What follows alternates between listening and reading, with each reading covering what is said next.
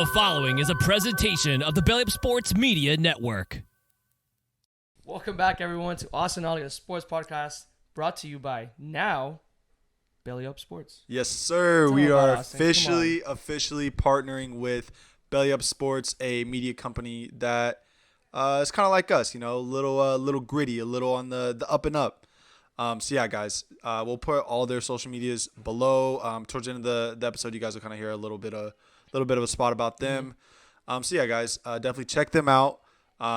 They're rocking with us, so you know we're rocking with them. So you guys, we appreciate you guys checking us out. So we suggest, if you guys like our content, we have a lot of content over there that's really similar to us. So definitely go check us out. And speaking of our content, where can you find us at? Well, I think they did a damn good job last time. So They you did. guys can They watch did. us on YouTube. You guys crushed it last week. We had, like 70? 70-something? Yeah, that's crazy for Run an up, hour baby. podcast of us just yapping about sports Yeah, run up. on a daily basis. Lovely. So, yeah, YouTube, Austin Ollie Sports Podcast. You guys are doing amazing there. We have our Instagram, Austin_and_Ollie, that we got to get videos going. Yeah, we got to get it rolling. It's tough. It's good. We're getting there. Austin's finally going to settle in the house. We'll Yeah, talk we're about it going to a be little back, bit. baby. We're going to be back. Exactly. Then TikTok, Austin Ollie, and then Twitter, or X, whatever you want to call it, Austin_and_Ollie. That's probably what we're most active on between the two of us. Yeah. That too, yeah. And I think we're just kind of Twitter people at our core. I think that's all of the last stuff. We're obviously on all the podcast platforms. Yes. iTunes, or Apple Podcasts, Spotify, Google Play, I think, Amazon, all that stuff. So make sure you guys give us a like on YouTube, subscribe on the podcast channels, give us a little review, a little 5-star action. Helps us out, gets us out to the public, which, we kind of want to build a little community. So it's fun. Let's get it rolling. In the YouTube, if you're watching us, make sure you drop a comment. Let us know that you're watching.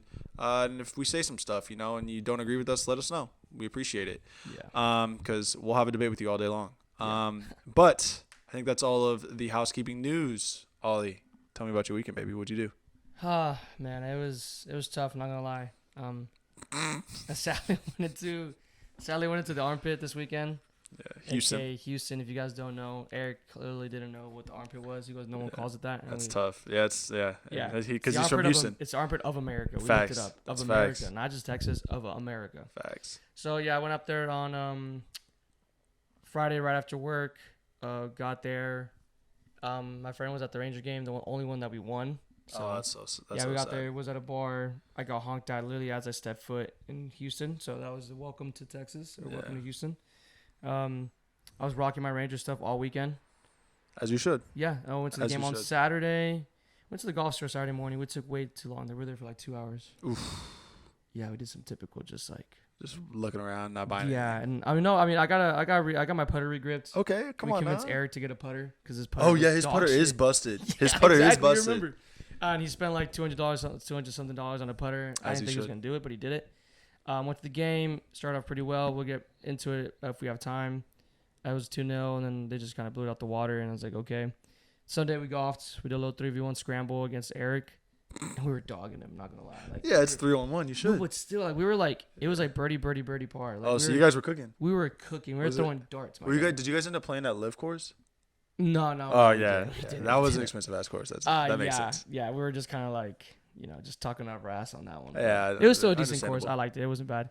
And then that's not my first time doing that on Sunday. Like waking up, going to golf, play for 4 hours, and then drive straight back to That's a DFW. tough drive, too. Yeah, it was tough. That's tough. But gladly Raul was there. So drive didn't feel as bad. I did get tired like at the end, but I mean, Yeah. felt a lot quicker on the way back. And we were watching the Masters while driving. Yeah. So I mean, I hope Everything you didn't was- watch the Mavs game while driving, because that was. oh no, I kind of forgot That was about horrible. the game. I got horrible. the Bleacher Report notification. I think OKC was favored by like 19 and a half. It wasn't said- enough. And it wasn't enough. They Wasn't tripled it? it almost, I think. Yeah, some it's pretty crazy fucking shit. close. But yeah, we're gonna get to some NBA talk, like we said. But before that, Austin, tell us about your weekend. Yeah, man. Busy weekend. Friday didn't do much. Kind of chilled. Went to Truck Yard. Kind of Oh, hung I out. saw that. Yeah, nice. Felt good to get out. Yeah. Big day though on Saturday. Big day. Emily and I, my wife, Oliver's cousin, drove on down to Stephenville and picked up a new member of our family. Got a new baby dog, new Gotta get on the puppy. pod. I wanted to get bring him Miggy on the tonight. pod. Hey, I wanted to bring the notorious MIG on the pod. Emily's like, he's kind of tired. He's probably going to be distracting. Just leave him at home. I was like, yeah, that's understandable. So, yeah, I got a new Australian Shepherd. He's all over our Instagram and stuff like that. So, check us out. So did that, and that took a while, right? Because you got to drive all the way to Steveville and back and all that stuff. So how far is that drive? Like an hour and a half. Okay, that's what I thought. Yeah. And then you have a little like puppy that is leaving his family for the first time, and he's like whining and all that stuff. And we stopped in Heiko, which is like a little small town out there. Got like some lunch and all that stuff. So it was cool. Made a day out of it. Cool. And then Sunday, just housework, man. Getting the house ready. We're officially, I think we should be moving in this week finally, which is big time. Last step was getting tile. So we, bought tile, and then I think I moved 107 boxes of tile from my truck to our garage. So my back is definitely hurting today. It was a laborious day, I guess I could say. Definitely tired. Can you use that in a sentence for us? I worked laboriously. I don't know. What kind of fucking word is that? I don't know, baby. That's the SAT vocabulary. What did you get on your SAT? I took the ACT, but I got a 34. Out of 30, what, 6? 6, yeah. Golly, bro. What the fuck? Hey, I'm a big brain up here, baby. Big brain. I never even took the SAT. SAT, I got. Or the ACT, my bad. Yeah, I never took the I was ACT. better at the ACT. SAT, I don't remember what I got. I did all right, though. I took it once. I got that was back when it was on the 2400 scale. So, I don't know. Maybe 1900. Anyway. Yeah, I'm not even going to do that. Don't ask for my score. Ask for my score. Yeah, so that was it. I mean, we were just working all day. I was just dog tired, and then just been getting up in the middle of the night with the dog. So. Oh yeah, how's that sleeping with? It's not bad. We wake up. We do it in shifts, so I'll wake up we wake up every 2 hours. So I'll wake up at like 12:30, and I get up to go to the gym at 5 usually. Mm-hmm. So I'll wake up then, and 12:30 and 5, and you get a decent amount of rest. So it's not too bad. That's not bad. It's just making sure we're trying to crate train him and all that stuff. So making sure he doesn't whine and all that stuff. So when's like the first like big like Project X party? Is it real? I don't know. I don't know. We'll see. Memorial Day, maybe. Memorial Day, maybe. We'll see. Day off that. I'm pretty sure I have that. Hey, I want to do a little carne asada, kind of get a little. Hey, we got a carniceria down the street. Modelos, come on, baby. Sponsored by Eric, some Modelos. Yeah, baby. So we'll see. I'm pumped. I'm ready to get into the house. It feels nice. Hey, watch out. Hey, Emily, maybe 8. I'm just gonna knock. I'm just gonna be there. I'm like, hey, come on. You give me a key. I give you a key. I got extra. Yeah. But yeah, guys, that's the weekend. That's the weekend. You ready to talk a little Mavs basketball? Yeah, dude, it's playoffs. It's playoffs, baby. It's playoffs. So Mavs ended up finishing 50-32. They went 2-2 last week, but we won the 2 games that we needed to at the beginning of the week, and that kind of basically solidified the 5 seed for us. Mm-hmm. Allowed Kyrie and Luka to rest on Thursday and Sunday. Friday and Sunday. Yeah. Games that we didn't need to win because the Clippers ended up coming back from down 20. They kind of solidified themselves against the Cavs. Down 20 against the Cavs. They kind of solidified themselves as the 4 seed. So we kind of knew what we were doing. So we just had to solidify that, clinch the division, which we did. 5th time in history. Big time. I forgot there's divisions. Yeah, it's weird. Doesn't make any sense. So yeah, we're locked in the 5 seed. Does that have anything to do with like? I don't think it has nothing to do with like seating. Really, it's just there. It's just there. Yeah, it's just there. So nothing really crazy. For that? Yeah, we get a banner. Get a banner for that. It's not the only banner we're getting this year. I was about to say it's the second banner. Third banner we're getting this year. Yeah, my bad.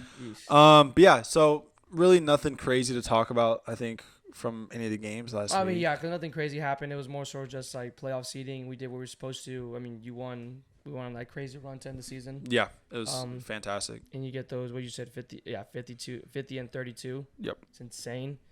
And now it's just, man, the playoffs look insane. I'm not going to lie. I'm so pumped. Those looking. I'm so pumped. I don't know about the East. I really, I could probably, East is probably still competitive basketball, but like that West, like everything right there looks fucking insane. The West is crazy. Yeah. So before we jump into playoffs, we're going to talk a little Mavs, a little year in review.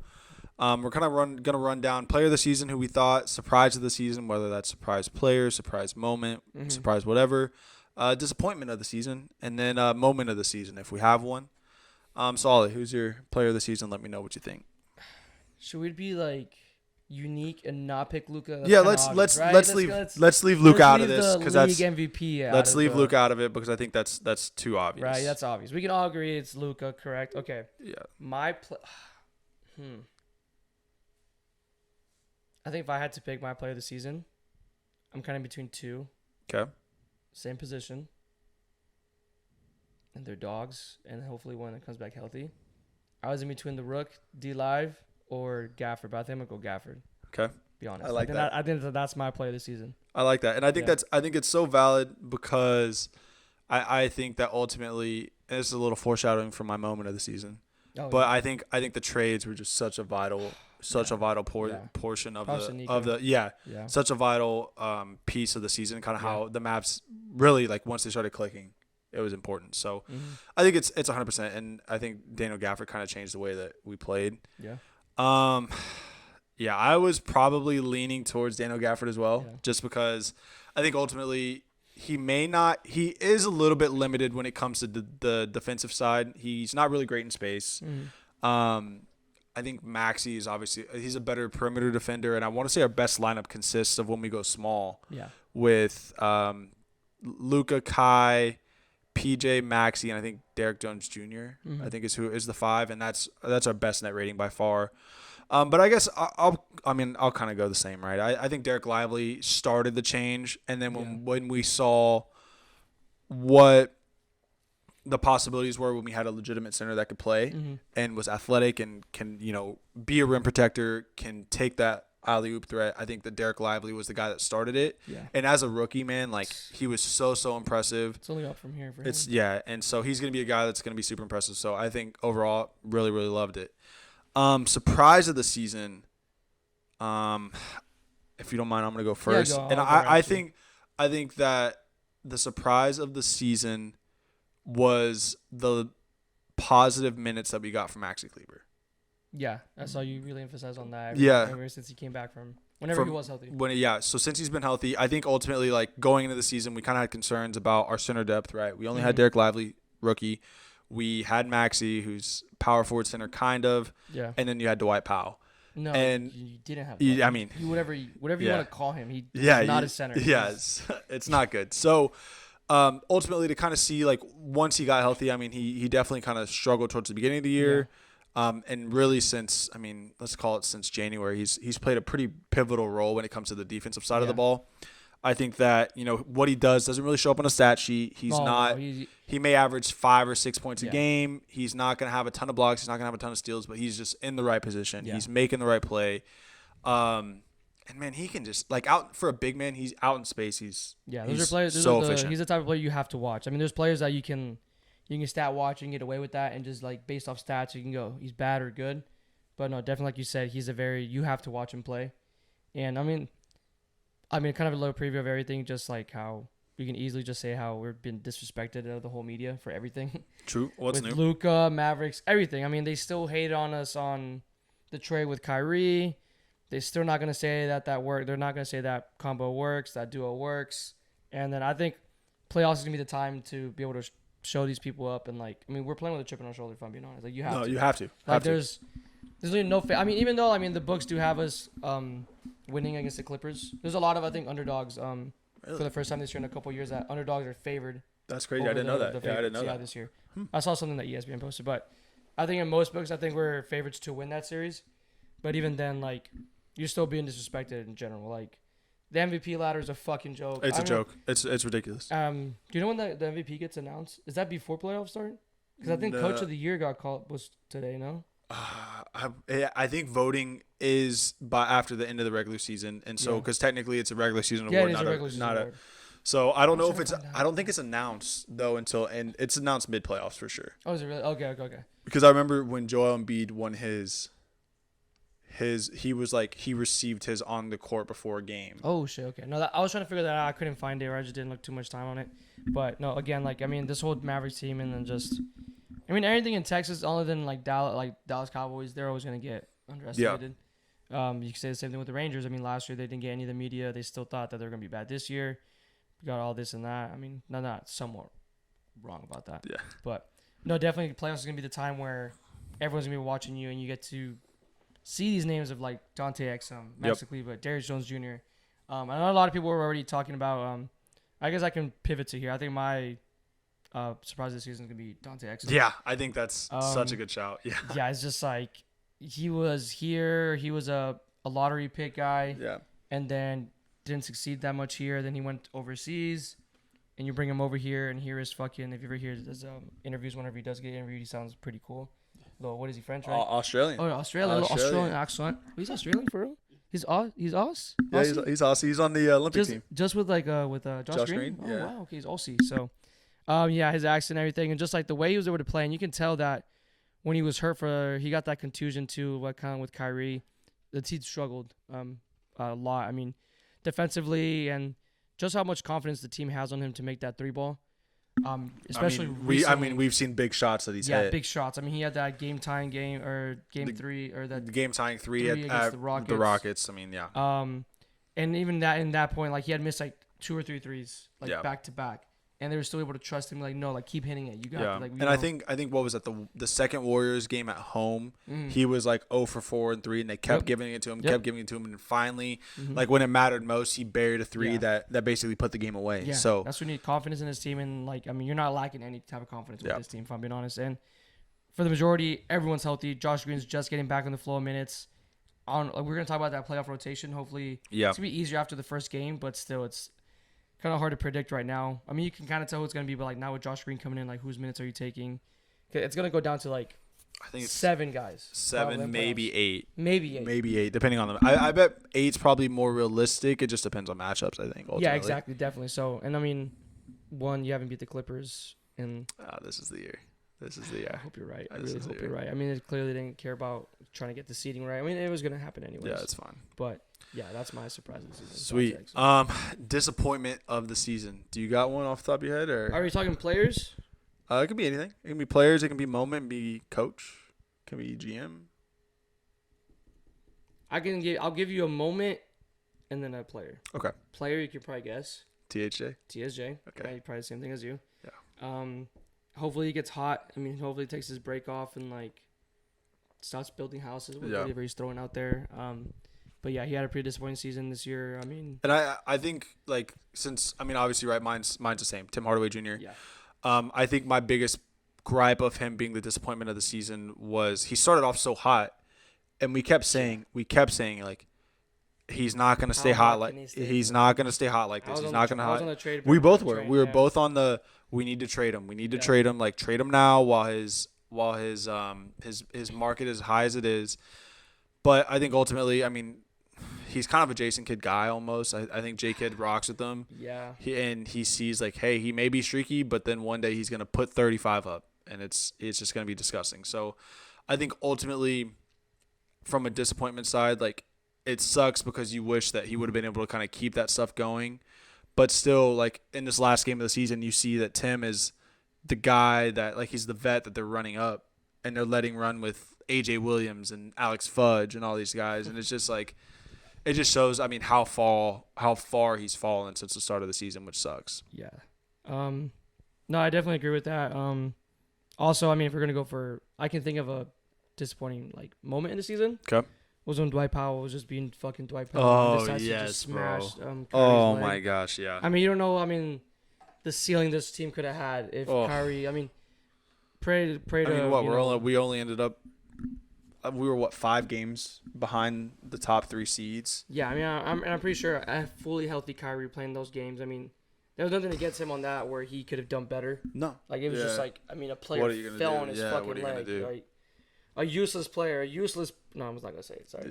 Yeah. A useless person on this team just lands on your guy just because he was trying to, like, punch the ball out of someone's hands. It was just ridiculous, yeah. And it was a meaningless game against Utah. Like, yeah, it just gives me, like, I'm pretty sure a 5-game swing definitely would have happened there with Kyrie being healthy. Yeah, I think so, too. I mean, another shout for disappointment of the season, if we want to go far back, was Grant Williams. Oy. I think that we had like super high hopes for him at the beginning of the season. Again, another guy that started off super, super hot, was hitting the 3 ball, was playing great defense. And then obviously, I mean, come to the trade deadline, he's shipped out of town and kind of looks back. It's like, man, it just really didn't work for both parties. And I think that for as much hope as we had at the beginning of the season for him, it kind of sucks the way that it turned out. Yeah. I mean, and you were able to turn it around still. Yeah, which is important. And it was the same thing with Tim Hardaway. I mean, we're on the like, hey, Grant Williams is like he's stroking that thing, you know. Yeah, He was doing really good. I don't know what he was doing. He was shooting threes, but him coming in out of shape and just all that. Yeah. I was excited. I mean, I don't know how when you like reacted when it first happened. I was pretty happy. Yeah, I was pumped. I was like, when I kept hearing like rumors with Grant Williams, I was like, dude, we can do it. Yeah. But then I started to figure out, I was like, there's a reason why like the Celtics don't weren't want even him. playing him in playoff rotation. Yep. Like he was like the last guy, very last guy, and he also has like the famous like I'm gonna make them both. We all know what happened with that, but. Yeah. And then, like, I mean, props to Grant. I mean, I don't know if we mentioned the last podcast, but he, right before the Mavs played them, it was all love for him. Yeah, He was like, absolutely. even after everything that kind of, like, came out Yeah. with, like, Tim McMahon obviously trying to break this fucking team apart or whatever, and saying, like, yeah, he was a really bad vibe killer. No one really liked him on the team, this and that. Like, after all that, he could have easily just blown up and been like, fuck this team. yeah, I really don't got to say nothing. But he even props to having that, like, professional, like, relationship with the team and just being with the media and just saying, no, like, those are still my guys, even though I was with them for, like, forever. or not even forever, like so games, like just Yeah. whatever the locker room for how many, like what, couple months. Yeah. Like he was like, those are still my guys, this and that. So Yeah, it was of the story that Michael Finley told about how about how Luka busted his ass that day. Like he's like, oh no, it wasn't a 26-6 run, it was a 32-6 run. Like, and he was like kind of leaning into it. So it kind of got him back in my good graces, I think, a little bit more on like. Yeah, like once you leave the team, I'm not too like you know about it, but and that story came out afterwards, right? Yeah, it came out after. Okay, and I do think that story was kind of a little overblown. Yeah, 100%. I mean, because if you're an athlete, like I could say I was one of those guys. Yeah. I was a shit talker. Oh yeah, 100%. Like with my teammates, I'm a shit talk. Like prove me wrong. Yeah. Like when I would play goalie, when I was goalie in soccer, like I'd be talking so much shit, and they score like a banger on me, and I'm just like, Yep. Hey. Yeah. Couldn't do it. So like I see that. Like if you're an athlete, if you've been in those practices before, you know how it gets. Yeah. Facts. And I'm pretty sure maybe Luka was having like a sluggish day at practice, and maybe like Grant was like pissing him off, and he was probably just wasn't like doing anything, and he just kept pissing him off, and Luka was like, all right, I'm fuck gonna you, bust bro. your ass. Yeah, come on, I'm gonna do this. Yeah. Yeah, exactly. No, so it works. It works. Yeah, man. Last one is moment of the season. Do you have a specific moment? I don't know if it's like recently biased, but like, or actually, I had two. Okay. That I can think of right now. Recently is obviously Kyrie's game winner against Denver. Yeah, that's a big On moment. Jokic, That's a big moment. off the dribble, I love that. left-handed hook shot. And in my, I guess, honorable mention is that one game that like Lob City came in and we had the most dunks ever. Was that the Jazz game? I think it was the Jazz. It was like, yeah, that's the game where like that's honorable mention for sure, where we broke the franchise record for most dunks. Yeah. So, my first moment of the season, I have a honorable mention. I have a moment. So my honorable mention is right around the same time as you was the Chicago Bulls Mavs game. Mm-hmm. It was early February, right around when Daniel Gafford was basically like going on that streak of consecutive makes, and I feel like that was when the team started hitting their stride. Mm-hmm. And then right after that, the next game was the Lob City game and all that stuff, right? So I think that was kind of when this team started turning it around. I think ultimately that was a great moment for the team, and they jumped out to a massive lead and just kind of showed what they can do as a team. But ultimately, I feel like a moment of the season for me starts February 5th. I had mentioned it last week. What changed? Kyrie coming back healthy. Yeah. And team they at that point, they go on a 7-game win streak. Midway into that 7-game win streak, make trades, bring in Daniel Gafford, bring in PJ Washington. And ultimately, I mean, the Mavs are just a completely different team from February 5th on. Yeah. Since February 5th, take out these last 2 games, which to me they're garbage time. Yeah, I mean, obviously, yeah. But they were a top 2 team analytically in the NBA behind the Celtics. Sometimes top 3 with the Timberwolves. So I think ultimately, and those are that's number 1 seed in the East, and then what's that? The number 3 seed in the West. So, I mean, teams that are just balling. So ultimately, I think Kyrie coming back healthy just completely changed the course of the team. Allowed Kyrie staying healthy changed it, and it's just a completely different team and kind of makes it a lot of fun. So, and then last thing I wanted to do was kind of look back on our preseason predictions. I think I couldn't find exactly what we said, but I kind of remember what we said about the Mavs. Oh God, I forgot about that. And I want to say that we said that we wanted the Mavs to have home court and to win a playoff series. Okay, yeah, because this wasn't at the beginning of the season, or like it was kind of like midway, like before All-Star break, season, right? yeah. Like pretty early. It wasn't like preseason. No, correct. Yeah, Okay. it was definitely before the turn of the year. So it was some point then. Okay, I do remember that. I think we said our ceiling was 4. Yeah, right? Ceiling was the 4 seed. Yeah, to get a home playoff spot, and I think we both said like that's kind of we said like out 5, of 6 reach range. a little bit. Yeah, 5. And we 6 did say range. 5 or 6, so I think that's where we kept we it. settled like, I think, in. Yeah, and I think I said our lowest was going to be like 8, 7, like playing. Yeah, and then I know for sure we said we would love to see us win a playoff series. Oh yeah. Which, I mean, I think looking back on it, it's not like anything crazy. I think they were realistic predictions, and I think it still is realistic predictions. And that was without the trades. That was without the trades, Yeah. and I think ultimately now I have higher hopes. I don't know. I think. Oh, then? For sure. Because I think ultimately you see, right, how good the Mavs have looked, and it's just like anything but. I think with the way the playoffs shaped out, I think anything but the Western Conference Finals, to me, is a failure. And it's hard to say that. It is hard to say that. And it could be just a hometown bias. Yeah, but you got to have those high expectations, I think, for this team. Yeah, you have to. This is by far the best team that Lucas had around him. Yeah. Kyrie is the best supporting partner that he's ever had. Luka. Golly, dude. He's healthy. Kyrie's healthy. They're having, I think, 11 days of rest before their first game. Oh, yeah, that's massive. It's massive, especially for this team. And then not to mention the rest of the starters, aside from Tim Hardaway and Josh Green, they got an extra 2 days of rest because they didn't play on Sunday. Mm-hmm. So it's just ultimately like this team is getting healthy and they're hot. And obviously, right, you have to worry about rest versus rust and all that stuff. But ultimately, I think that at the end of the day, I think Western Conference Finals are bust for this team. With the ceiling, and obviously, right, you can get knocked out against the Clippers. It's a tough series, but and that's a ceiling of on their day, this team can beat anybody. And I don't know if they can beat anybody in a 7-game series. Can they match up with Denver over 7 games? Can they match up with the Celtics over 7 games? Yeah. It's gonna be tough. Yeah. But 9 times out of 10, you're gonna have the best player on the court when it comes with Luka Doncic. Oh yeah. No, you're gonna have the best player on the court, and that's what matters whenever you're in the playoffs. Yeah, and I think there's it's a huge spotlight for Luka, especially the Mavericks, just to prove it's always been Luka can't win.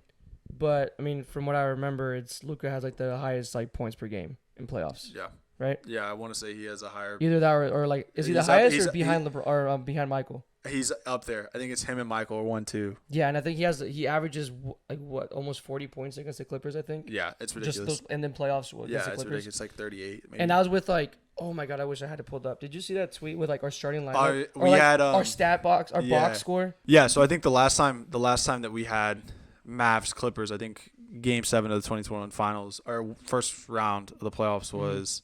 I think we had Luka, Kristaps. I know for sure we started Boban, which Boban had 30, 35 I was plus. happy seeing Boban. Yeah, and the bad thing was I think that was the year that you and I went to a playoff game. It was, and we got smacked. Luka was going through the neck injury thing. Yeah, that's right. Yeah, and so Boban was. It's right over there. Yeah, right behind. Yeah, right there. Yeah. And that was the only time that Boban was he was actually contributing, and we were wanting him to play, and it's because we couldn't do anything with Zubac. Well, Zubac has always been kind of like a Mavs killer. Yeah. I mean, he's a decent center. He's an average center in the league. I don't think he's as good as he was then. Oh no, but he definitely gave us a lot of problems. Yeah, 100%. And not to say there's a lot of players on that Clippers team that can give you problems. Yeah, and I think I haven't paid too much attention to Norman Powell. Yeah. He's a really good player off the bench. Yeah, really good. What we want Timmy to be is what he's doing. Yeah, that's facts. And I think what we had Jalen Brunson. That was second year Jalen Brunson. Mm-hmm. I think he played 10 minutes. Trey Burke. Trey Burke was a dog. He was a dog in the bubble. Oh, he was a dog in the bubble. I have no idea if he's still in the league. No clue. He was crazy in the bubble. I was a big Trey Burke stan. He was a crazy in the bubble. I forgot about that. Yeah. He had a crazy insanity run, but who didn't? But yeah. Bubble. So I think this team is just so much different than we were then. And I think also the Clippers are different. The Clippers, they do have James Harden. They do have Russell Westbrook, but they're older. Playoff P. Pandemic P. Pandemic P. Playoff P stinks. Hopefully this Kawhi has some knee injury stuff. So yeah, but Kawhi always somehow decides to fucking turn up. I think that same series, or I forgot what series it was, like he'll hoop against us, and then like afterwards he goes, I just wanted to can't. beat the Mavs. Yeah, Like, I I don't know can't. what the Mavs have against them. Maybe because he played for the Spurs, and I don't know. There's beef between Spurs and like Mavericks. Not even really though. It's crazy. I know. It's weird. But yeah, I guess. Do you want to go ahead and start previewing that series, or do you want to just talk playoffs in general and then come back to it?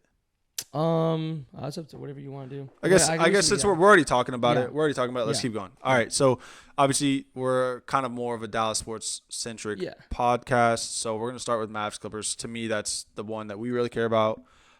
Programming note, after each game, we will be doing instant reactions. Oh yeah. It probably won't be in person because they're going to be late. Yeah, probably. Yeah, that's literally what, when you mentioned it to me, I was like, the LA time's gonna fuck. Like, It's going to suck. It's going to be late. So they may get uploaded super late, or they may get uploaded the next day, but we're at least going to hop on Be there, yeah. 20, 30 minutes, just quick thoughts about the game. Yeah. So make sure you guys tune in.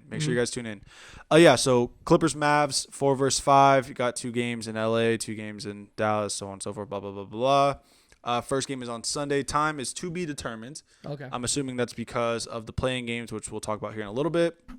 So yeah, tell me what you're thinking, how you feeling. Some notes about the Clippers. Just mention it. Kawhi Leonard is apparently his knee is swelling pretty badly. So people with knowledge inside the Clippers organization have concerns on whether or not he's going to play game 1, which I would say that even if he doesn't play game 1, I bet he at least plays a couple games. And that's, kind of more than you think about. Yeah, they probably won't. I don't think they'll be willing to risk him. No. Especially in that case, because like, this could just go worse going into next season. Yeah, 100%. So I definitely think maybe he sits the two home games, and maybe they just write off the. You have James Harden and you still have Paul George, you still have James Harden, you still have Russ. Yeah, you still have Russ. I can probably get into someone's skin or just have a game. He's a hardworking guy. Whatever you want about him. Yes, he's fallen off completely, like a lot. Yeah. But he's gonna work on defense. He's gonna get you boards. He's gonna get you assists, and he's gonna try to piss you off. That's facts. It's just a better Patrick Beverley at this point. Yeah. Somewhat. Yeah, he can't really shoot, but yeah. Can Pat Beverley Can't forget about shoot? Trey Mann too, or Terrence Mann. Terrence Mann. Terrence He Mann. had a game against us too, which was crazy. I know, and it feels like it's always against us. I don't know what it is, but guys just want to like I said, they're just like training up against us. It's almost like the Cowboys are just like, I don't know. Yeah, it's sickening. And I think on the Mavs side, everybody is healthy with the exception of Derek Lively. Yeah, which I don't know. Which heard anything about that? No, I know it's like a right knee sprain or a knee sprain, so I know that they're trying to be careful with him. Hopefully, we don't have to worry about it, and we'll be fine without him. But still, not really ideal to be missing him. We've kind of been missing him for the last couple weeks now. Yeah. But good news is you still got Daniel Gafford, which DG can match up with. He can match up with Zubac. Yeah. You got Maxey that's playing good minutes. Yeah. And that's like I said, that small ball lineup. I said that earlier in the day. The small ball lineup's kind of been going crazy, which is really good. So hopefully that we're okay. I like how PJ kind of matches up with Paul George. I think on the defensive side of the ball. Mm-hmm. I think that he's kind of going to be that predominant Paul George or Kawhi stopper. And then I'm assuming if we go with Derrick Jones Jr., he'll be the other guy that's playing D on one of those other guys, and then hope that Kyrie and Luka can give James Harden or Russ problems. Yeah. So that's kind of how I'm feeling on our side of the ball, I think. What is your thoughts on the Mavs heading into the series? I don't do this often, man. I am pretty confident in this team. It's going to show. Playoff basketball is different. It's different. It's different. You can see people shine or people just lights are too bright for them, which I hope is not the case with like our younger guys like PJ, Gafford. Have they ever been in playoffs? No. Right. Mm-mm. So this, it's a whole different beast. Yeah. Derek Lively too. If he's coming back healthy, he's getting some time to like get in. I'm pretty sure he's gonna be on a minute restriction, which is fine with Gafford. And like how you kept saying too with Maxi Kleba, So he's definitely going to get a lot more minutes. And these guys have playoff experience. Most of the Mavs team have had that playoff experience. We haven't blown really much of this team up from when we went to playoffs a couple years ago, and just like the team that did that. If anything's gone just way better. You got guys like Kyrie that have been here. I mean, yeah, Kyrie's plenty a of big times. game player. Plenty of times, and that which is massive, and like something to talk about later, or you can just discuss within yourselves. Like, I mean, people kind of like debate if Luka's clutch or not. Oh, no, I don't know where that debate's coming from, because Luka's, I mean, time and time again in the playoffs hit big shots. I mean, started his second year in the bubble. Yeah. Like Luka hit a game-winning shot that against the backstop Clippers. It was on Paul George, right? Yeah. Yeah. Like What a game-winning shot. the is father on stretched Paul my George. hand shot Yeesh. in the bubble. I mean, Yeah. And it's, I know. I mean, I just hear it. I mean, I don't know. I mean, statistically, I mean, you know that Kyrie does get more points in the fourth quarter. Luka does in first, and like that, and that's a good problem to have. If they both go off, why not? and the crazy thing is Luka's still a top 5 fourth quarter scorer in the NBA. And so is Kyrie. They're both top 5 And scorers. I don't know where I'm getting like, this impression, but it does kind of like, I do get scared a little bit. Like when I see Luka with the hands, like Luka with the ball in his hands with like seconds to go. I don't know personally, because Luka needs time to develop a shot. Yeah. No, that's facts. He's not gonna. I mean, he can do a circus shot. We've seen it happen multiple times, but the chances are like likeliness of him hitting it, not as high. Like if we have like less than like 3 or 4 seconds, I want Kyrie taking it. I'll agree with you. Yeah. Because I mean, I think he's done it. I mean, he did it on the biggest stage and the biggest one, like Game 7 of the NBA Finals, to do so. So I mean, you're right. I want Kyrie to hit that shot, and also Kyrie's a better like jump shot. Like shot taker. And because like I mean, you know, Luka's has to take time to like do a step back and just like this and that. So kind of already expected, but like Kyrie can just. He's going to find a way to create a shot and get space. And I think ultimately what you have to think about is the good thing is that this team isn't a one, like, it doesn't just run through Luka anymore. Not anymore. It doesn't just run through Luka. It doesn't just run through Luka and Kyrie. Obviously, it is very top heavy with those two. Yeah. But, I mean, who says that Dante Exum can't give you 18 on a night? Tim Hardaway can give you 30. We've seen it. I'm not a Tim Hardaway guy, but he can give you 30. No, he can. PJ Washington is getting high. He's hitting, nice 15 points a game with 2 big threes. Yeah, I would love that in the playoffs. Daniel Gafford's a matchup. I mean, I want to say he had the highest field goal percentage in the league, or he was up there. He was at least up there, yeah. So and Derek Lively had the most in the rookie season. Highest field goal percentage by a rookie. I mean, the team is a lot. Looking forward towards playoff rotation. That's what I'm worried about. So you asked me last week what was going to stop this team, and I said Jason Kidd. Yeah.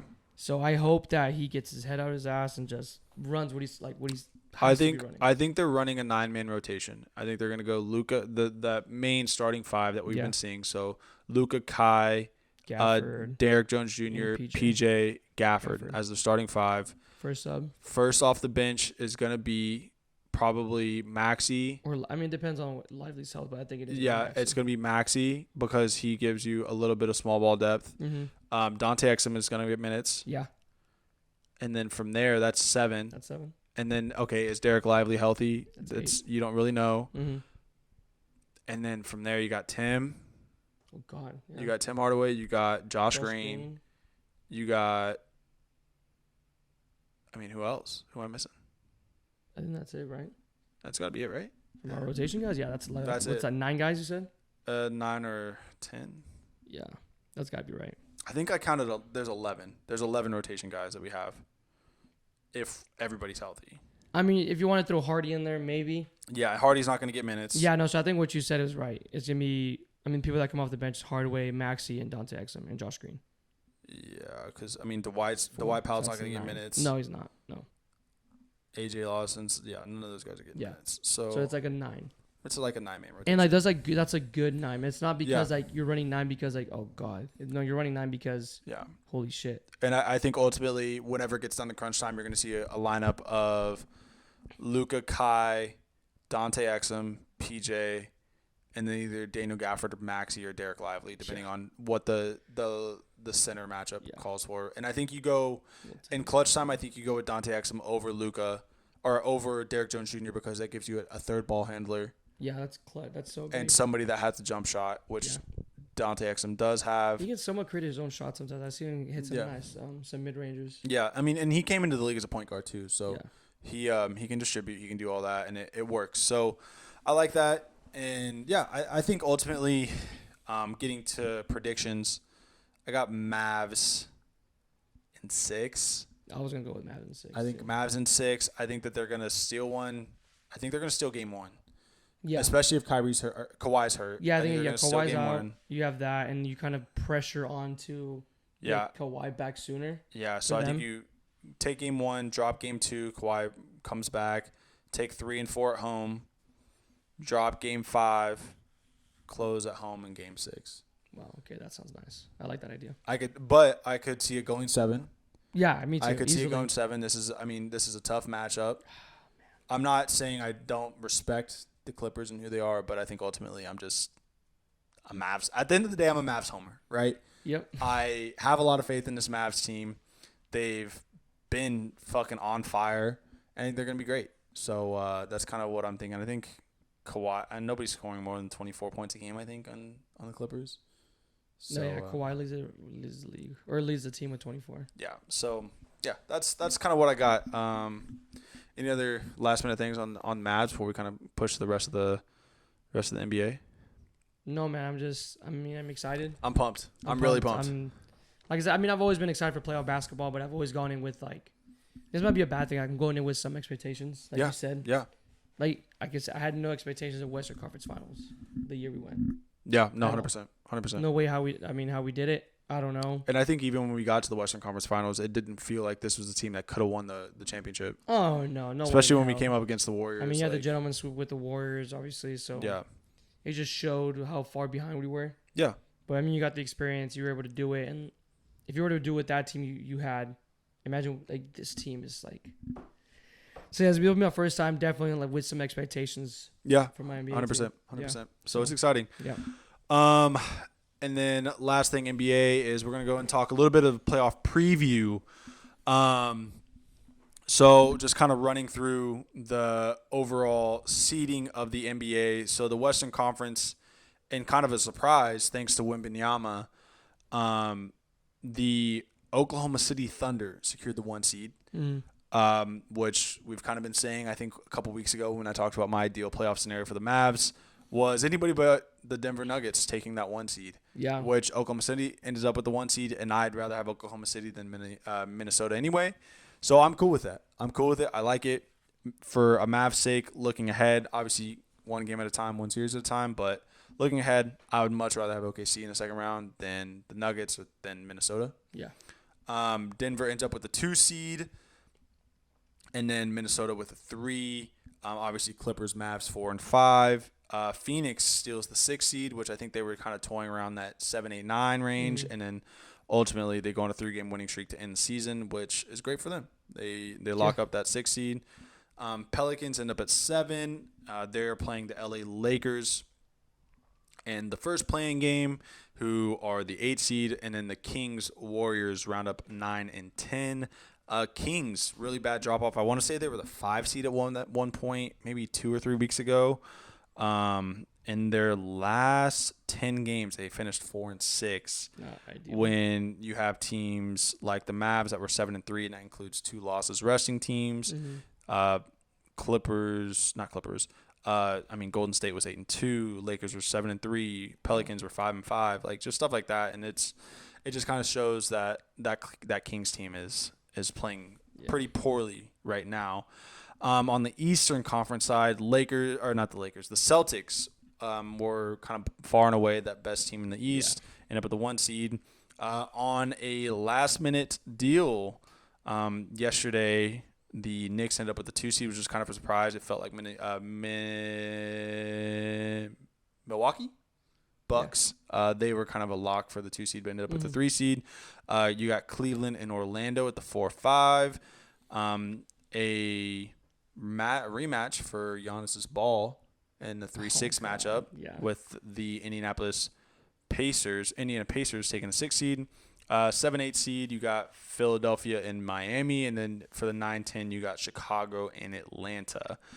Fun fact, the Mavs, if they're in the Eastern Conference, would be the 2 seed, which is pretty crazy to think about. The Western Conference is stacked, and the Eastern Conference is not. So What's looking ahead to the playing games on Tuesday, tomorrow, or today. Tomorrow for us, today as you're listening to this. If you guys are listening to us as a day one, which we hope you are. Yep. Western Conference plays first, so you got the 7 seed Pelicans versus the 8 seed Lakers in New Orleans, and you got the 9 seed Kings versus the 10 seed Golden State Warriors. Take a little prediction for me. What you got? Who you got? 7, 8, 9, 10. Pelicans win. Okay, so Pels would end up taking on Detroit.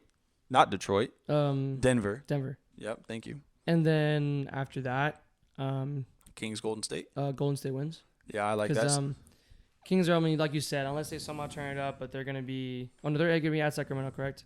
Yeah, they'll be in Sacramento. They'll be in Sacramento, but, I mean, yeah, Light the Beam is kind of cool and all, whatever. It sucks because I love the way the Kings played. They played the Mavs so hard. I think that was 2 weeks ago.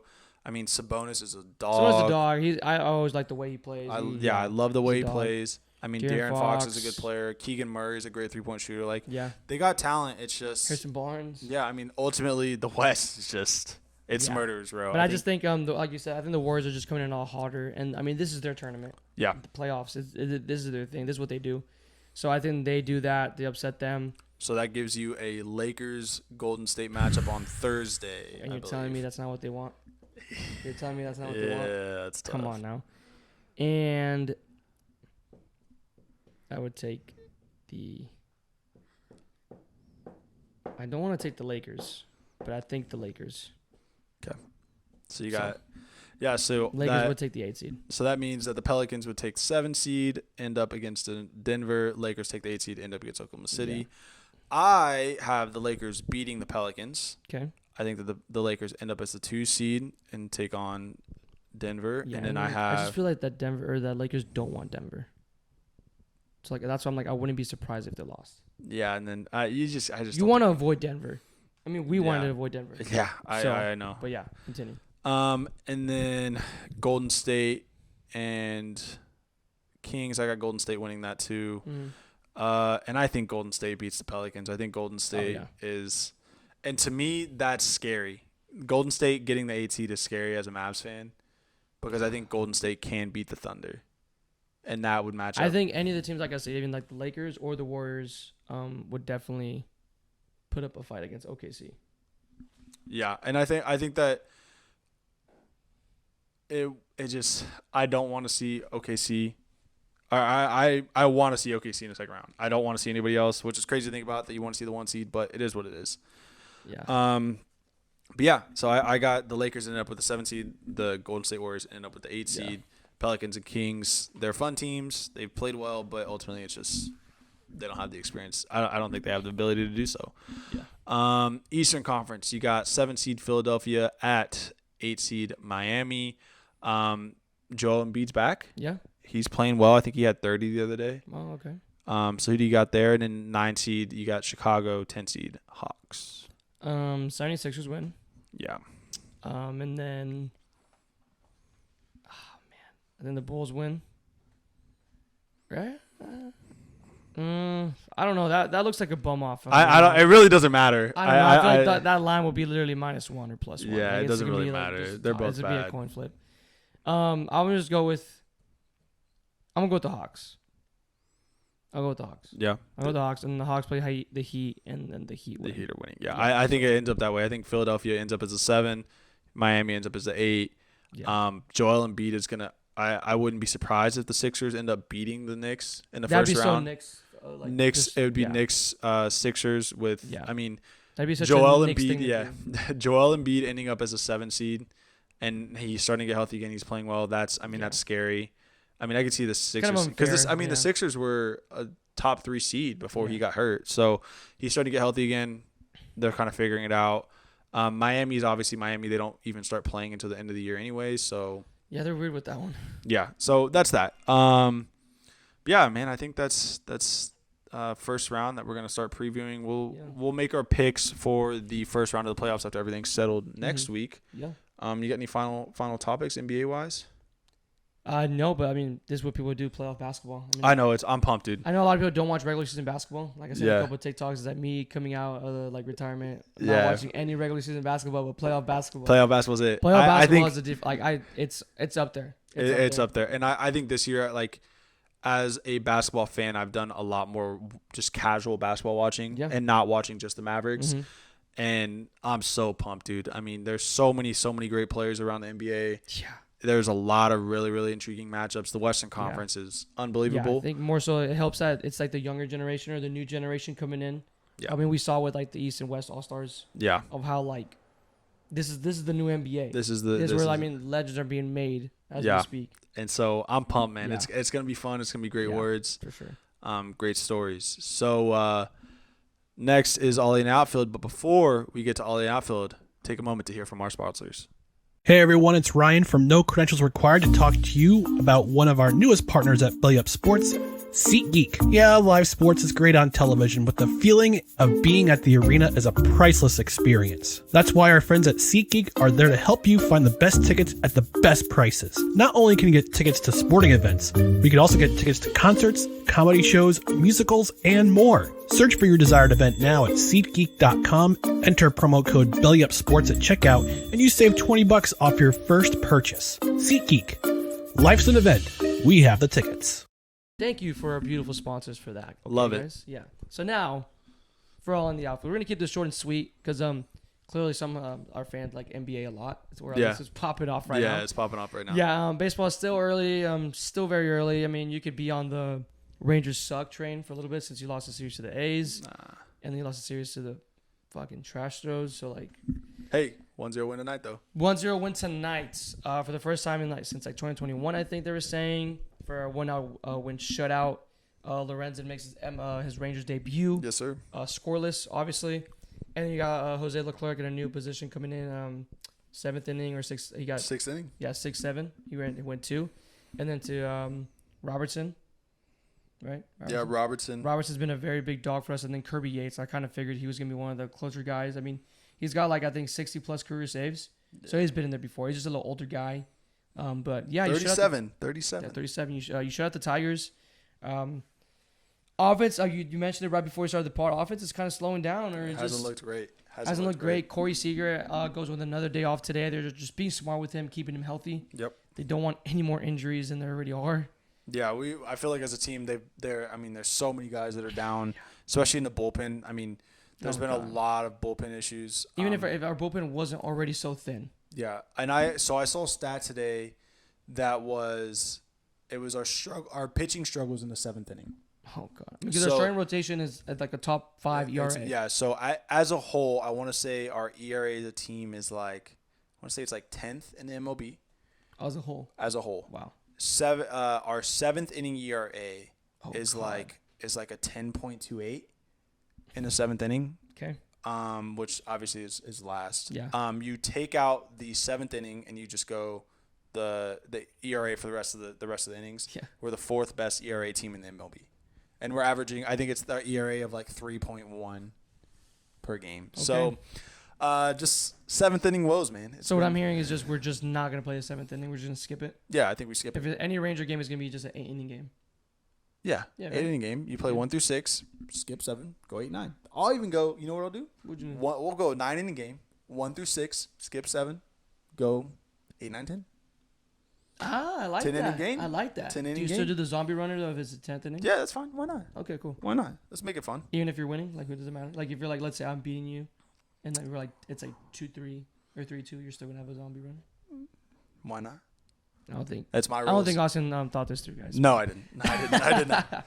No, but that's a crazy stat. Yeah, I did not know that, but I'm not surprised. I mean, we saw. I mean, what's his name? Austin. What was his name? Austin Pruitt. Okay, that's what I thought. He was from the Woodlands, and then something this and that. Then he gets thrown against the Astros and gets absolutely just slobber gained. Gets absolutely just fucking two-pieced. Yeah. It was insane. But once I knew he came in, that's when I knew Bochy was just. Yeah. Bochy was I'd never heard of that guy. I only heard of it because we'll get to Brock Burke eventually because man, don't laugh at him. I'm gonna laugh at him. No, I can't do that. Okay, but before we get to Rangers, just quickly other stuff. Angel Hernandez was the umpire this weekend for the Rangers. It went viral, went everywhere. I mean, it's not the first time that Wyatt Langford has gotten screwed on strike calls, but Wyatt Langford struck out looking at 3 balls like they were way out, 2 or 3 feet outside the box. So I want to say if I would have known that yeah. he was umping, like I would have made it. I would have made it to that Friday game. Yeah. I would want to see that live. And what's crazy is I want to say that since they've been doing like umpire scorecards, his like that 3-pitch sequence to Wyatt Langford is the worst misses by any umpire in history. Yeah. So crazy. Yeah. And they were like averages of like 6-inch misses. It was bad. I think that whole left side, when they were saying towards the Astros bench, he was giving it to everyone. Yeah. That whole night. Yeah. Everyone. But if it was on the opposite end, on the right side towards the Rangers bench, nah. It doesn't make any sense to me. Like there's so many times that he's had like horrible calls. How is he still an ump? How many ump names do you know? Him. That's the one. Yeah. That's the only guy. Exactly. You know how bad that is? Yeah, it's not good. Okay. That just kind of shows if I know an ump by name and reputation and it's not good, yeah, it's not good. And then just quick, I mean, they have the where you can like challenge pitches in the minor leagues, which is kind of cool. That's right. Paul Skeens did it a couple times, and like, I guess you're technically, I mean, anyone can do it, but usually you want the catcher or the coach to challenge it. But Paul Skeens was very confident in himself. So after a pitch, he would just tap on the head and be like, "Oh, that you okay?" He's confident. Doesn't even ask, just goes, "No, that's a strike." So I think will slowly soon get implemented in the majors. I think it adds a little bit more of excitement. It's almost like VAR in soccer. It's kind of funny. Whatever you think it's what kind that of is. funny. It's funny to me because I saw a tweet that it was like, it's crazy how the MLB has technology that tells you if something's a ball or strike in real time because we're watching it on broadcast. Yeah. But you still rely on umpires to call it right. And it doesn't make any sense. I mean, I guess it's the theatrics of the sport. It's the history of the game. Yeah, I was like, I mean, I think that maybe is a little bit better idea. Maybe you just challenge it. You have like 3 challenges a game. Yeah. Or a certain number of challenges that you can have per game, and like, hey, like clearly. I think it's an unpopular opinion, but I'm definitely against like automatic balls and strikes. Personally, I guess call me just like a modern or just like traditional guy to the game. I just think that, I mean, it's like you could easily get rid of refs in soccer. Yeah. You can get rid of them. You don't need them. Right? That's basically what you'd be doing. Like, you could do that in soccer easily, just look at the cameras. If there's a foul, there could be like a ref up in the booth. Yeah. Look at all the camera angles. Hey, go back and foul. Offside, easily now. Goals, easily. But you still have refs, still fuck up. VAR still fucks up. But yeah, I think I'm not a big fan of having the automatic balls and strikes, even though that would make the game so much like just fair. But I think that's the beauty of baseball. The beauty of baseball and how you're gonna. I mean, but with like Andrew Hernandez, I mean, you just gotta get rid of him, right? You just gotta get rid of him. Was he the one that messed up that or perfect game? Yeah, Galarraga's perfect game. I don't know, but I don't think so. I don't think so. I hope it's not him. I really don't think so. Yeah, but I'm on the board. I'm on the train with just keeping it the same. Just, I think challenging is amazing because adds another excitement to the game. You already added the pitch clock. You're doing like you can do the booth reviews. You can challenge, and it doesn't take longer. Yeah. For soccer, it was complaining that it's gonna make the game longer, which it really doesn't. It adds like a minute and a half, maybe max. And then now it's literally like if you see it in the minors, it's a quick tap in the head.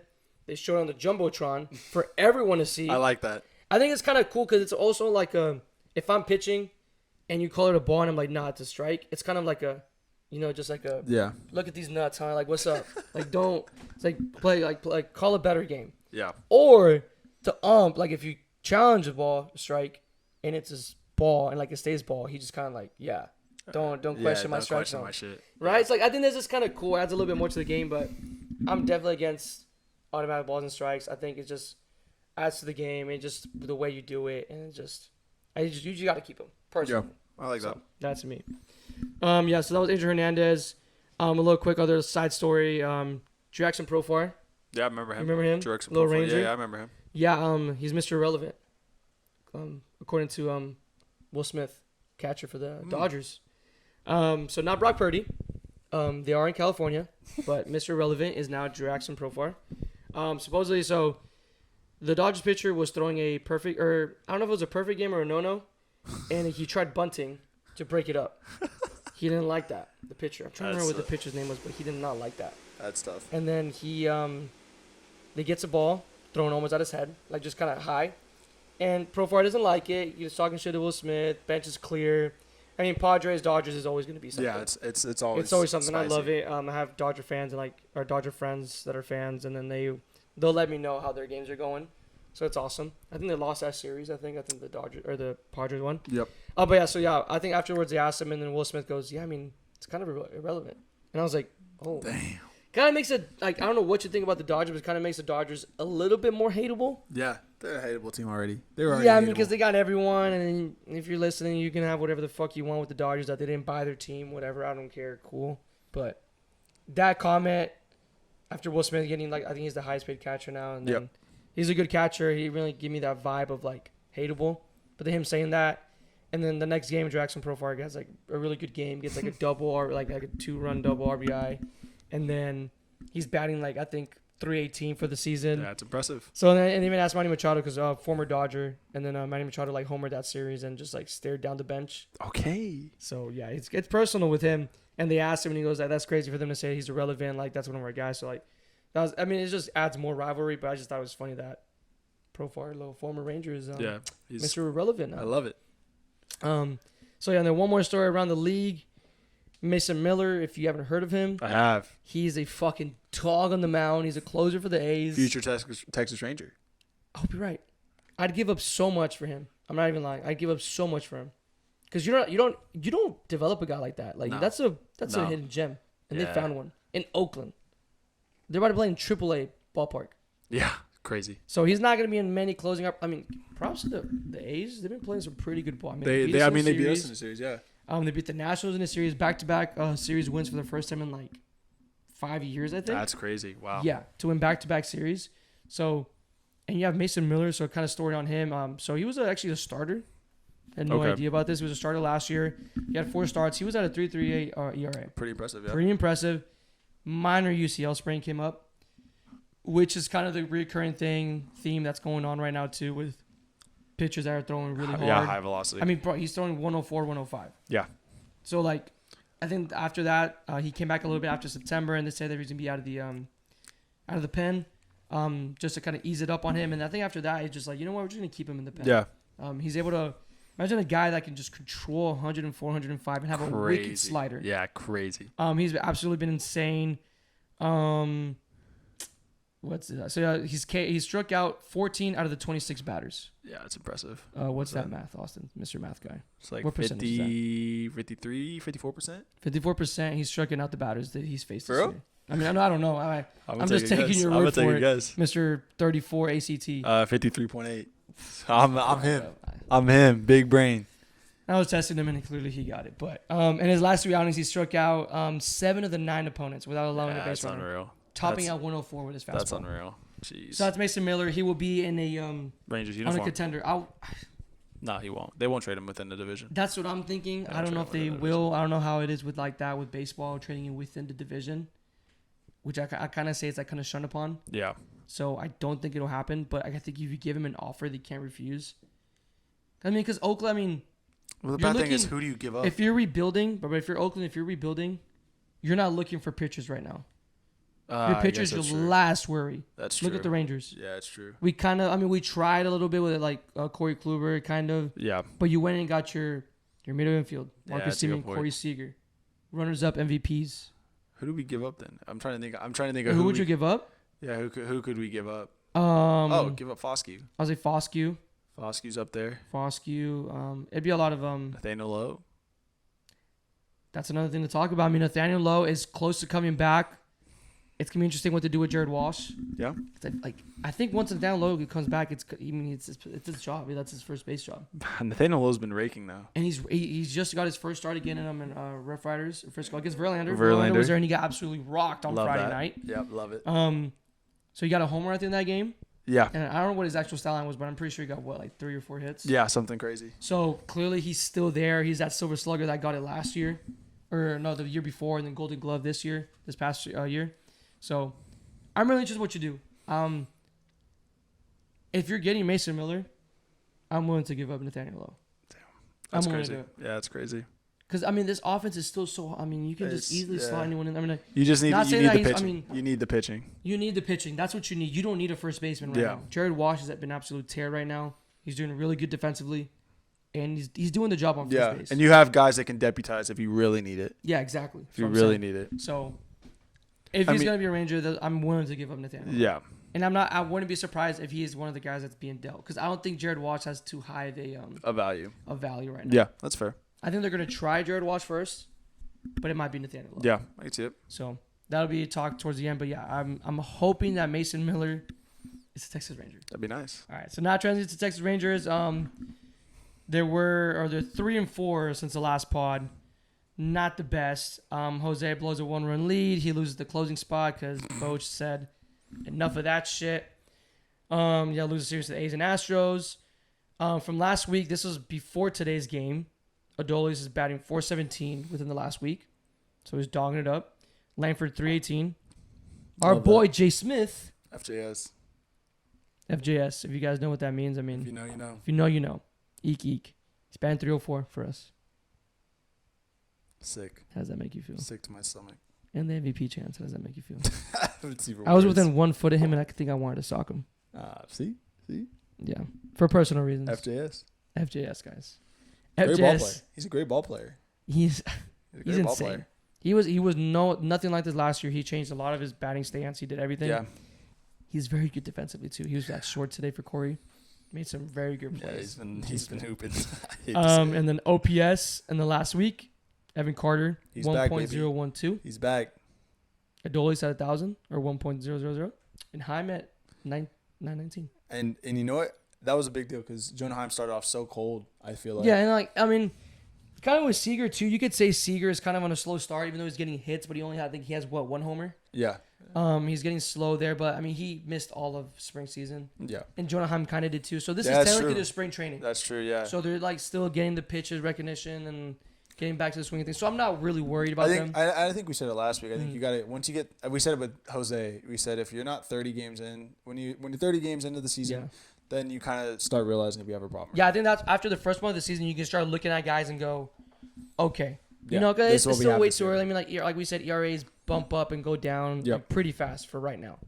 But yeah, I agree. But yeah, New Year's same problem. Pitching. Like, and you mentioned that pitching has been horrendous. Yeah, it's other than bad. the starters, Yep. same thing as last year. Yep. Starters could get you to the 5. They could get you 5-6 innings, but once you get to that 7, 8, 9, it was just. It's not looking good. But it looks better now. As of now, our Yes. 7th inning, we have a 0 ERA, 8th 0 ERA, and 9th 0 ERA. Okay. So maybe they figured it out with Jose coming in the 7th, and then Robertson, and then Kirby Yates. Yep. And then we got some new guys in the pen now too, with Cole Winn making his MLB debut. Looked good too. He looked good against the Astros. I was going to look up who he spot. faced. I was like, yeah, it was in a bad spot, and it was still like somewhat competitive. But was it 8-2 at that point? I think. Yeah. But still, I mean, the Astros are still trying to pile on some yeah. more runs. And he went out there and got a shutout inning for his part. Didn't give up any runs or any earned runs. But yeah, he makes the MLB debut. He was originally a starter. I remember because it was the Cole is what we called him, Cole Reagans. And Yep. Cole Winn. it hurts to say Cole Reagans' name. That's I'm not tough. gonna lie. He That's just all right. went He wasn't 6 developing though. Yeah, it was just crazy. He wasn't gonna do it here. I mean, who knows? We probably don't win that World Series if he stays here. For being honest, I don't know. I mean, you don't have Chapman. Chapman did whatever you want to say with his stuff. I mean, he did blow some games, but I mean, you don't win that World Series without him. He was 15th overall pick in 2018. He's 24 years old. He started off with a 2.41 ERA to start off his AA AAA season. Wow. Like he was piling it on, but then after that, he was like in the high 6s. Jeez. And then they decided to throw him in the pen. Even worse, he was like high 7s. Yeah, exactly. So he struggled a lot, and then they moved into the pen, like I said, in 2023, and was a top 100 prospect at some point. Yeah. So once I saw the Cole Winn thing, I'm not gonna lie, I did kind of forget about him a little bit. Yeah, I did too. So I was kind of surprised that he's the guy, but I think he's always been on the 40-man roster. Yeah.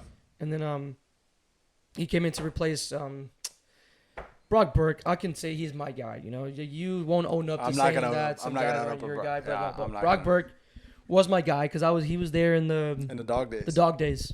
He was there and he had a year in it, and it hurts me even more that it showed that he was frustrated because they put him in the meaningless, or they're putting him in a game where we were up by what, 9? Yeah. 12-3?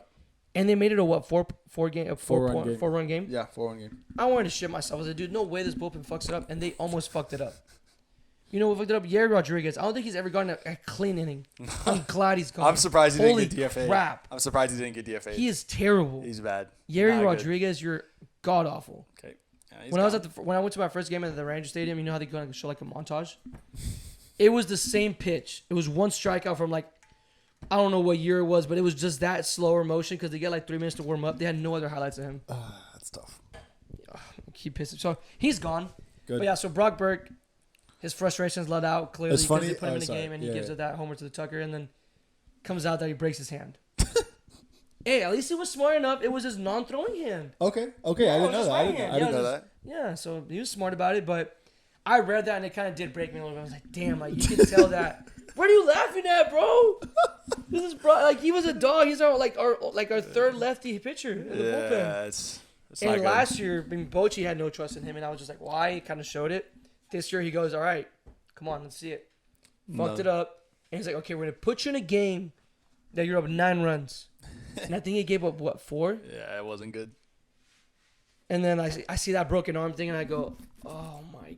Like, it just, like, it hurt me personally, just in a deep level, because I'm like, I had feelings for the guy, okay? If it was Sporzy, I mean, yeah, he closed it out for us, but he's always been low-key kind of a bum, but I don't know. But Brock Burke, he's just always had a special heart and just a special part of my heart. And then seeing him struggle and it getting to him, like we talked about the mentality of a pitcher, Yeah. and he obviously couldn't handle it. And like, damn. Yeah. So. Sad day. And another one, my boy Cody Bradford. Yeah. I saw him in the game. He signed my hat. What a guy! And then he just decides to get his back blown out. By He who? seemed fine. By who? Well, okay, I don't kiss and tell, but no, he looked fine, but I don't know what happened literally right after the game. Yeah. He just I want to say that they said it was just some back soreness. Wasn't anything crazy. Yeah. I know we're playing 17 games in 17 days, so Yeah. I want to say it was just Bochy just like, hey, no reason to take a rush. We got Lorenzen coming back, which to hit on that, Helps a lot, Lorenzen yeah. made his first start tonight. Mm-hmm. Last night, what if you listen to? Yeah, it. 5 innings, got the win. Yeah, he looked really good. Looked he good. got it some really sticky situations. I Yeah. think twice bases loaded. Got a strikeout and some ground outs that were very good double plays by your boy Jay Smith. Yeah. So, so it helps. I mean, I think we were going to go to 6-man rotation before he got hurt, but now we're just gonna stick with the 5. Yeah. So yeah, we got some other guys that are kind of struggling, but it feels Yeah, good to have Lorenzen back. Heaney still hasn't gotten that one start that like shows the Heaney. It's kind of been struggling a little bit. He only, I think, did only give up like 2 runs in that game, but he only won like 4 or 5 innings. Yeah. Walks have been an issue. He said he just hasn't again been able to get in the groove of stuff, but it's now or never. Like you gotta start Gotta figure it out. figure stuff out. Urania was doing really good for us for a little bit. He did get lit up. He got lit up yesterday, Sunday, right? Sunday, or he got lit up Saturday too, I think. Yeah. With the Astros. But I mean, Jake Latz. He's looked good. Yeah, Jake Latz. He still hasn't given up any runs yet, so knock on wood, but looking pretty good. Yeah, hoping to and then kind of looking down to AAA. Jack Ladder. What Jack? Oh. That boy's been cooking. I think he's knocking on that door, and like the way this bullpen is going, I don't see why not. I want to say that there's been rumors that this week he might get the call That's crazy. as a spot start. That would be As a insane. spot start. Like talking about the 6-man rotation, if you're able to run that, Oh, it's that super is nice. so valuable. Oh man, It's just valuable as in like, can you have 6 guys go at least? I'm gonna say 5 innings. yeah, I mean, which is kind of a lot to ask for a guy to get 5 innings every time, but it's valuable. I mean, and just for the health factor, yeah, you want because you can kind of be scared about Uvalde. He went down last year for a long time, yeah. and Scherzer still might be. Scherzer looks like he's like, I want to play now. If it was up to him, he'd probably He be looked pitching good. tomorrow. He looked fucking good. Yeah, he's too. throwing pens and Detroit where he started. Yep. So we're getting back to full strength. But if you can get to that 6-man rotation, that makes you dangerous. Yeah. That makes you dangerous just in the health factor in general. Like we already talked about it, that they're gonna get hurt. Players are gonna get hurt, especially starting pitchers. It just happens, and it happened to us very early. Josh Young has gone down. All of our guys, pitchers, Cody Bradford. Who else? I feel like I'm missing someone else. Nathaniel Lowe's hurt. Oh, Nathaniel Lowe, obviously I mean, preseason. obviously Seager's been hurt. You've had Yeah. guys. You've had guys that have been hurt. Yeah, but exactly. But just like again, 6-man rotation is so valuable. Yeah. So If we can able to run that, and maybe Jack Ladder, you heard it here first. That maybe come on, he might baby. make that call. That man is he's coming. He's coming. Excuse me? Whoa! Pause. No, I was all Austin, but go ahead. But yeah, guys, I think that's it. A little bit of a long one today for you. A little yap sesh. But that's fine. It's playoffs. I mean, I feel like the next episodes are gonna be really good. Yeah. Almost like when Rangers play. Yeah. I mean, we did post games for post game reactions for Rangers So, World Series. Yeah. But yeah, I think these Maverick game ones are gonna be good. They're gonna be good. They're Yeah. gonna be short, quick hitters. So, guys, we're excited. But yeah, thank you guys so much for tuning in to another episode of Austin Ollie Sports Podcast, brought to you guys by Belly Up Sports. Yup. Make sure you guys again go subscribe, like, give us 5 stars. You know, we're on all of it. You know, Apple, Spotify, YouTube, Google Play, Instagram. Follow us on @Austin_and_Ollie. Twitter /X @Austin_and_Ollie. TikTok @Austin and Ollie. My personals are all @ATXNAV. Oliver's also @Ollie Placencia. Those are going to be in the show notes, as well as our partner Belly Up Sports. They're going to be in the description as well. So give them a check them out. They're great people. We're super excited to be with them. Yep. Until next time, guys. That's it. Go Rangers, go Mavs. We'll see you next week. Goodbye.